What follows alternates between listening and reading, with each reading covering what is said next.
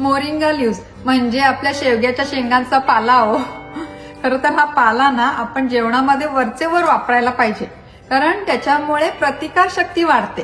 कारण त्याच्यामध्ये जे व्हिटॅमिन सी असतं ना ते जास्त प्रमाणात असतं, जे इन्फेक्शनशी लढायला मदत करतं. त्याच्यामध्ये अँटीऑक्सिडंट, आयर्न आणि व्हिटॅमिन ए पण भरपूर प्रमाणात असतं. त्याच्यामुळे इम्युनिटी बूस्ट होते, म्हणूनच तर ह्याला सुपरफूड म्हणतात. तर चला, अशा ह्या सुपरफूडचीच म्हणजेच मोरिंगाच्या पानांची आपण आज एक मस्तपैकी आमटी बनवूया. आता मी इथे अर्धा कप मसुराची डाळ धुवून घेतलेली आहे. त्याच्यामध्ये पाणी घालते आणि ही मसूर डाळ रात्रभर पाण्यामध्ये भिजत ठेवायची. भरपूर पाणी घालायचं. मसुराच्या डाळीऐवजी मुगाची पिवळी डाळ घेतली तरी चालेल. हे बघा, अशी शेवग्याच्या पालाची पानं निवडून घ्यायची. देठ घ्यायची नाही का अजिबात, नाही तर ती कचकच लागतात. आता ही पानं चांगली पाण्याने स्वच्छ धुवून घेते आधी. आता ही मोरिंगाची पानं जरा चिरून घ्यायची. मी कात्रीने कापते, ते सोपं पडतं. कोथिंबीर हा छोटा पाला असा कात्रीने कापायला सोपा पडतो. आता मी पॅन आधीच गरम करायला ठेवलेला आहे. त्याच्यात कोकोनट ऑइलही टाकलेलं आहे. आता मोहरी घालते. तेल गरम झालेलं आहे ऑलरेडी.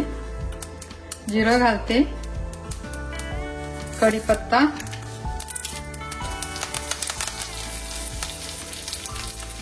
मोड आलेली मेथी.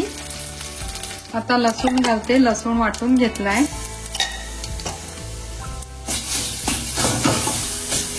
कांदा घालते, हळद, हिंग, लाल मिरच्या आणि हलवून घेते. या फोडणीमध्ये हा सोलापुरी काळा मसाला घालते.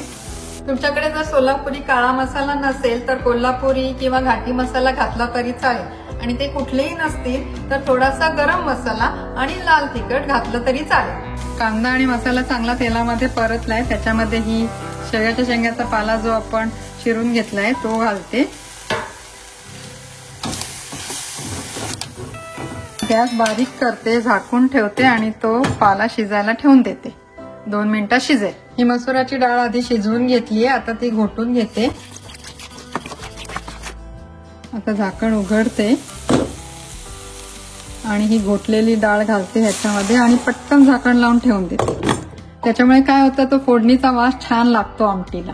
आता झाकण लावून 3 मिनिटं झालेली आहे. झाकण काढते आणि त्याच्यामध्ये भिजवलेले आमसूल घालते आणि मीठ घालते. परत थोडंसं हलवून घेते आणि परत झाकून ठेवून देते. चला, ही झाली आपल्या मोरिंगाच्या पानांची आमटी तयार.